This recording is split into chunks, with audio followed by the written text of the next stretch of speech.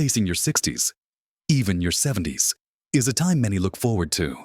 A time for relaxation, grandkids, maybe travel. But what if that picture feels impossible because retirement savings just aren't there? What if the nest egg you hoped for is empty? You're not alone in feeling that pang of worry, that knot in your stomach when you think about the future. It's a painful reality for many, facing this stage of life without the financial cushion they expected, or perhaps never had the chance to build. The world has changed, and sometimes life throws curveballs. Maybe unexpected expenses hit, maybe health issues drained resources, or perhaps you just never had the opportunity to save consistently. Whatever the reason, the fear can feel overwhelming. But here's the secret. It's not too late to take control. It requires facing the situation head-on and taking specific, practical steps. It's not about finding a magic wand, but about implementing a clear plan. In this video, we're going to walk through 5 essential steps, a roadmap designed specifically for you. If you're between 60 and 80 and looking at a future without substantial savings, these aren't quick fixes, but achievable actions that can genuinely help secure your future and bring back a sense of peace. Watch right through to the end, because I'm going to share something that might surprise you about the strength and resilience you already possess. Let's start by confronting that very first step. And it's often the hardest one, peeling back the layers and truly understanding exactly where you stand financially. Right now, this isn't about judgment or regret. It's about clarity. Think of it like looking at a map before a journey. You need to know your starting point. This means sitting down, taking a deep breath, and gathering every single piece of financial information you can find. I know. It sounds daunting. You might have a stack of papers, online accounts you barely look at, maybe even some things you've just been avoiding. But we need to see the full picture. No matter how uncomfortable it might feel at first, start by listing everything you own that has any value. This isn't just about a formal house appraisal. If you own your home, think about things you might not even consider assets. Do you have a car? What condition is it in? Is there equity in your home, even if it's mortgaged? Do you have any old life insurance policies? Any forgotten savings bonds? What about possessions?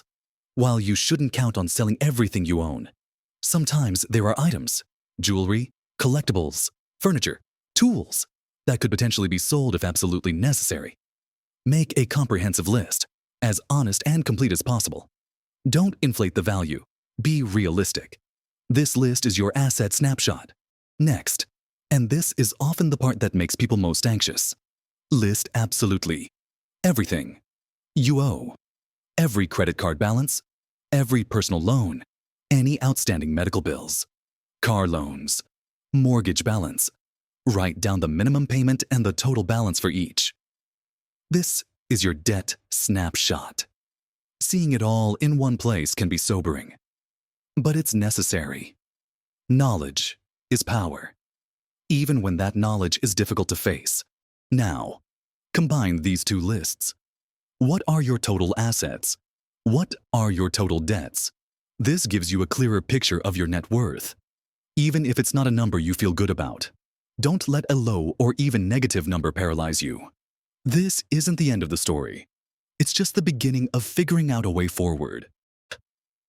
Once you have a handle on what you own and what you owe, the next crucial part of this first step is understanding your income and expenses. What money is coming in each month? List every single source. Social Security benefits, your estimated amount, or what you're already receiving. Any small pension, part-time wages, rent from a spare room if you have one, anything at all. Be precise. Then, the even more detailed part, track every single dollar going out. For a month, maybe even 2. Write down everything you spent. Use a small notebook, a simple spreadsheet, or even a phone app. This means every bill, mortgage or rent, utilities, phone, internet, insurance, health, home, car, property taxes, but also every trip to the grocery store, every prescription, every tank of gas, every coffee, every small purchase. This isn't about judging your spending habits, but about seeing where your money is actually going. We often have a general idea, but the reality can be surprising. You might find money is slipping away on things you barely remember buying or services you no longer use. This comprehensive assessment, assets, debts, income, and expenses provides the foundation for everything else we'll discuss. It allows you to see the cold, hard facts without emotion clouding the picture. It shows you the gap you need to fill. Maybe your current income barely covers your current essential expenses. Maybe your expenses are much higher than you thought. This clarity, while tough to gain, is the first act of taking control. You've faced the dragon, so to speak, and now you know exactly what you're dealing with. It's a powerful first step, acknowledging the challenge without letting it defeat you. It requires courage, and I know you have that. Now that you have that clear picture of your finances, warts and all, we can move on to the second absolutely critical step, and that is ruthless. Unflinching expense cutting and creating a bare-bones budget. Ruthless sounds harsh, I know, but it just means being incredibly honest with yourself about what is absolutely essential versus what is desirable or comfortable. When savings are non-existent and income is limited, every single dollar matters. Every single dollar has to work for you to cover your basic needs. Look back at that detailed list of where your money has been going. Now, go through it line by line and ask yourself, is this absolutely necessary for survival and basic well-being? Necessities include housing, utilities to keep the lights on and heat running, food, essential transportation like getting to the doctor or grocery store, and absolutely vital medications and healthcare. Everything else, at least for now, needs to be questioned. This means looking at those subscriptions you might have forgotten about. Streaming services, magazine subscriptions, club memberships. Do you really use them? Can you cancel them? What about your phone plan? Is there a cheaper option that still meets your needs? Look at your utility bills. Are there ways to reduce usage? Simple things like unplugging electronics, using energy-efficient light bulbs. Adjusting the thermostat by just a few degrees can add up. Groceries are a huge area where savings can be made. Planning your meals, sticking to a shopping list, buying generic brands, reducing meat consumption, avoiding prepackaged or convenience foods, and looking for sales can make a significant difference. Cooking at home is almost always cheaper and healthier than eating out or getting takeout. Even inexpensive fast food. Even reducing eating out from once a week to once a month, or cutting it out entirely for a while, can free up substantial funds. Transportation costs need scrutiny too. Can you combine errands, walk or bike short distances if you're able? Is public transportation an option in your area? If you have 2 cars, could you manage with 1-car insurance is a must. But are you paying too much shop around for better rates? The goal here isn't deprivation for the sake of it, but intelligent redirection of funds towards absolute necessities. Look at your debts again. Are you paying high interest rates on credit cards? While getting out of debt completely with limited income is a long-term goal. Even reducing the interest paid frees up money.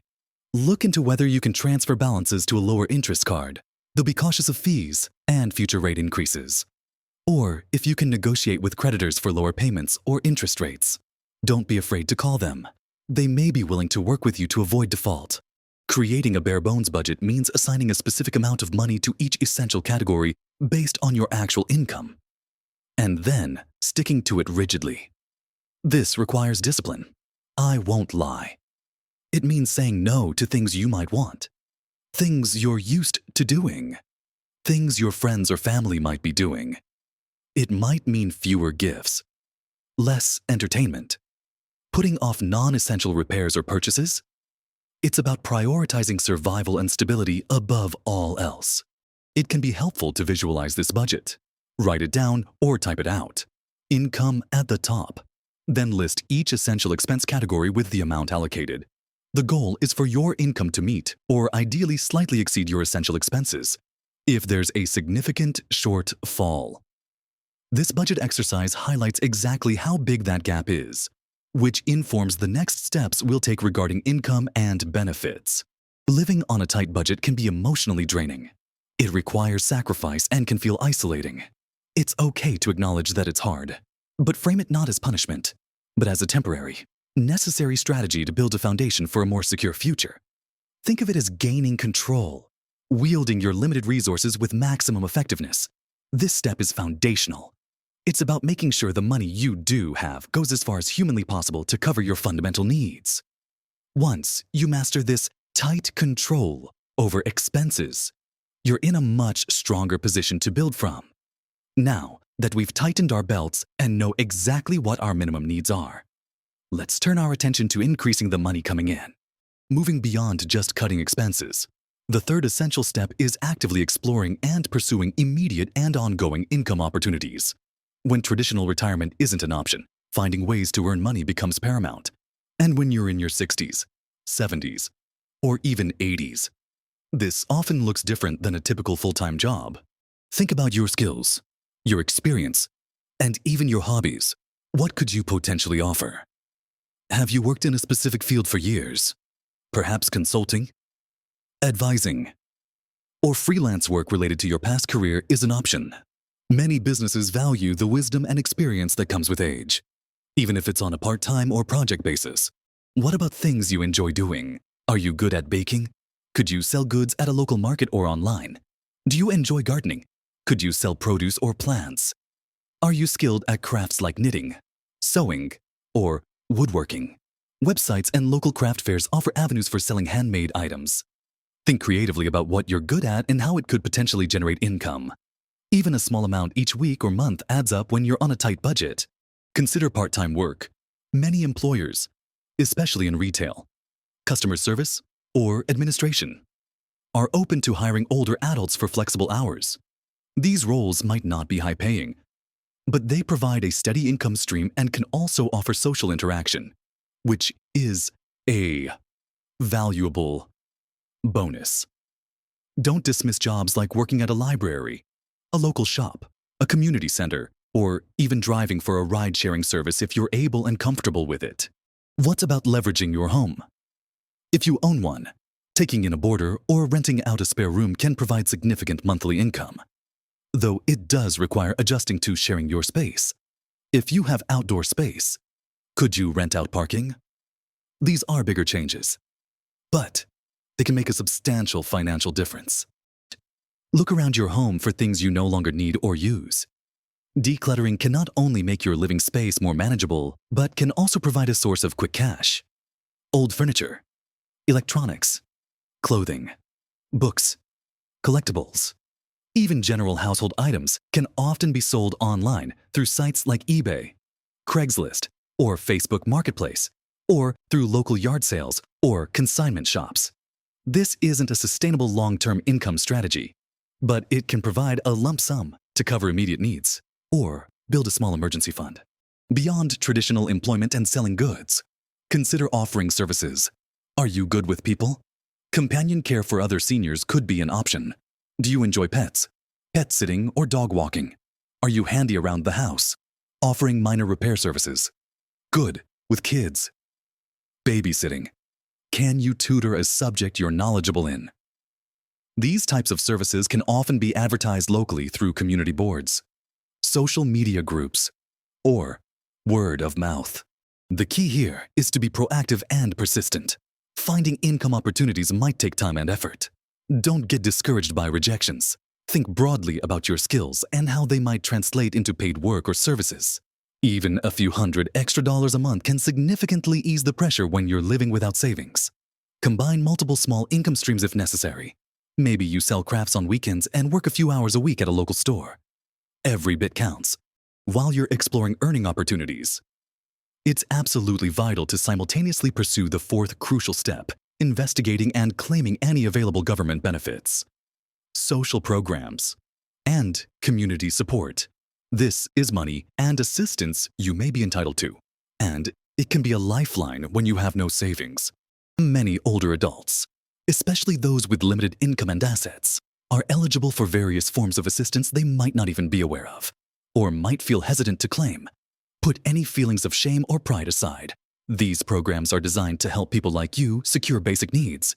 Start with the major government benefits.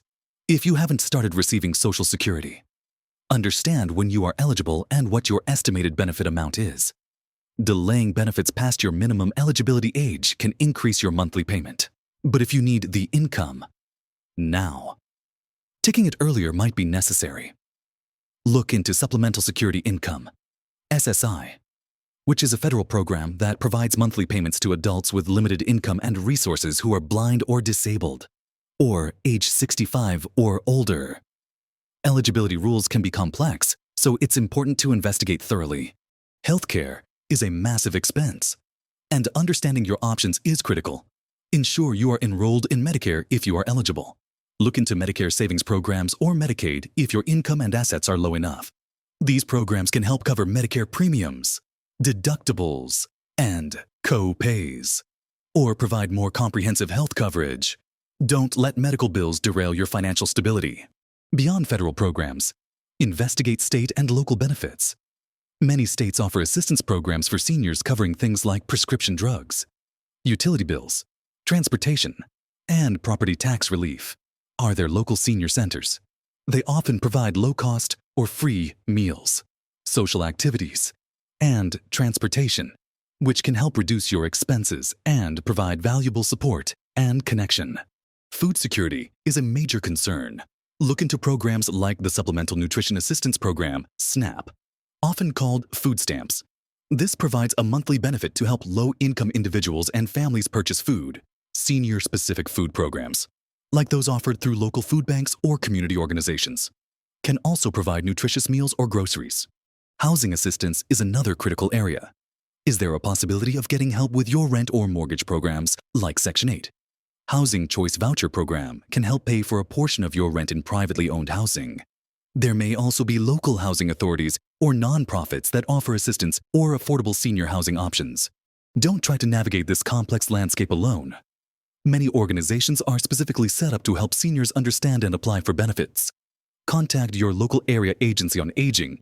They are an incredible resource, offering free information, counseling, and assistance with applications for a wide range of programs. Other nonprofits and community groups may also offer financial counseling or benefits assistance. It's worth investing the time to explore every possible avenue of support. The money and services available through these programs are not charity. They are resources you may be entitled to, designed to provide a safety net. Accessing them is a smart, responsible step towards securing your future. Combining any benefits you are eligible for with the income streams you're working to create significantly improves your financial picture. Now, sometimes, even after cutting expenses, finding income, and accessing benefits, there's still a significant gap. That's when we need to consider the fifth step, which can be the most emotionally challenging, making significant lifestyle changes. Sometimes, to make the numbers work, bigger shifts are necessary. The most common and often most impactful lifestyle change is related to housing. If you own your home, especially a larger home, the expenses, mortgage payments, if any, property taxes, insurance, maintenance, utilities, can be substantial. Downsizing to a smaller home or apartment can drastically reduce these costs. Selling your current home could potentially provide a lump sum of cash if you have equity to pay off debts. Create a small emergency fund, or even purchase a smaller place outright, eliminating monthly housing payments altogether. This is a massive decision, tied to memories and a sense of place, and it's not easy. But if your current housing situation is a major financial drain, it might be the most practical path to stability. Relocating to a lower-cost area is another option. The cost of living varies dramatically across different states and regions. Moving to a place with lower housing costs, lower taxes, and potentially lower everyday expenses could stretch your limited income much further. This is a huge change, potentially moving away from family and friends, and requires careful consideration. But it's a reality many face when finances are severely constrained. Beyond housing, look at other large expenses. If you have a car, particularly an expensive or fuel-inefficient one, could you sell it and buy a smaller, older, more reliable, and cheaper to maintain vehicle, or could you potentially leave without a car entirely, relying on public transport, ride-sharing, or help from others, especially if you move to an area where that's feasible? Another lifestyle change to consider, and this is very personal, is pooling resources with family or friends. Could you move in with a child or other family member? Could you share a home with a friend or another senior? living together can significantly reduce housing, utility, and even food costs when shared. This requires open communication, clear boundaries, and compatibility. But it's a practical solution for many. It's about creating a mutually supportive living arrangement that benefits everyone involved, financially and potentially socially. These are big, sometimes difficult changes. They impact your daily life, your routines, and your connection to your community. They require flexibility and a willingness to adapt. But when faced with the alternative of financial insecurity or even homelessness, these changes can be the path to a safer, more stable future. It's about making brave choices for your well-being. We've covered a lot facing the reality of your finances, creating a tight budget, finding ways to earn income, accessing every possible benefit, and considering significant changes to how and where you live. It might feel like a mountain to climb. But remember, you don't have to do it all at once. Take it one step at a time. Start with that assessment. Get clear on your situation, then tackle the budgeting, then start exploring income and benefits simultaneously. And finally, if needed, start thinking about those bigger lifestyle shifts. Remember the strength you have. You've navigated life's challenges for 60, 70, or 80 years. You have resilience, experience, and wisdom. You are capable of making tough decisions and implementing changes. This phase of life might not look exactly like you planned, but that doesn't mean it can't be fulfilling and secure. It just requires a different kind of planning and action. Don't let pride or fear stand in your way. Reach out for help to family, friends, or professional organizations designed to support seniors. You are not alone in this. There are resources and people who want to help you find stability and peace of mind. Making these steps isn't just about the money. It's about regaining control, reducing stress, and building a foundation so you can actually live your life, rather than being consumed by financial worry.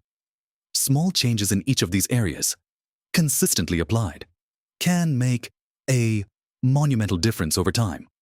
Every dollar saved, every dollar earned, every benefit claimed, every wise choice about your living situation contributes to your security. This is a challenge, yes, but it's also an opportunity to be resourceful, resilient, and creative. You have faced challenges before and overcome them. You can do this too. What are your biggest financial worries right now? Or maybe you've already taken some of these steps. What has worked for you? Share your thoughts and experiences in the comments below. Your wisdom could help someone else who is just starting this journey.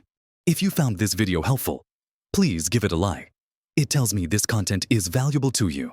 And if you haven't already, consider subscribing to the channel for more practical advice and encouragement for living your best life at every age. Thank you for watching. Remember, no matter your age or financial situation, you have the power to take steps today that can make a real difference tomorrow. Keep going, stay strong, and live your best life at every age.